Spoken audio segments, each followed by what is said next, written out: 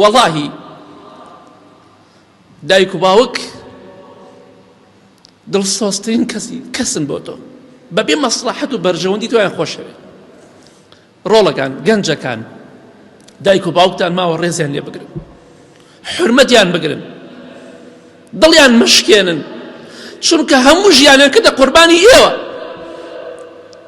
بەڵام کاتێک کە تۆ بیتە باوک و دایک، ئەگەر ویژدانت هەبێت تێدەگەیت باوک و دایکایەتی یانی چی، ئەگەر مرۆڤایەتی لە دەست نەدا ئینسان دەزانێت باوک و دایک یانی چی، یعنی خەم و خەفەت، یعنی دڵسۆزی، یعنی وەفا.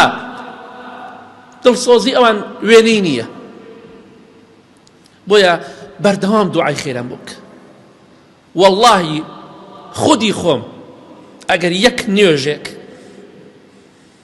نوێژێکی فەرز یا سونەت کە بیکەم، ئەگەر دوعای خێر بۆ دایک و باوکم نەکەم لە سەژدە یا لە دوای تەواوبوونی تەحیات و پێش سەلامدانەوە، خۆم بە بێوەفا دەزانم، خۆم بە سپڵە دەزانم بەرامبەر دایک و باوکم.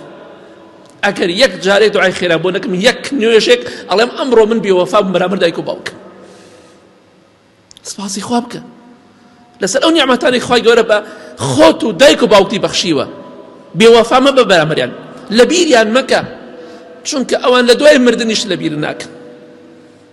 زیندوون دوعای خێران بۆ بکە، مردوون دوعای خێران بۆ بکە. وقل رب ارحمهما كما ربياني صغيرا. خوای گەورە فەرمانەکە بە پێغەمبەری خوا صلی الله عليه وسلم کە فەرمانە بۆ ئێمەش، بڵێ خوایە گیان ڕەحم بە دایک و باوکم بکەی هەروەکو چۆن بە منداڵی منیان گەورە کرد. وەزنی مریشکێکمان نەبوو، کێ ئێمەی گەورە کرد؟ دایک و باوکمان. وەفاتان هەبێ بەرامبەریان.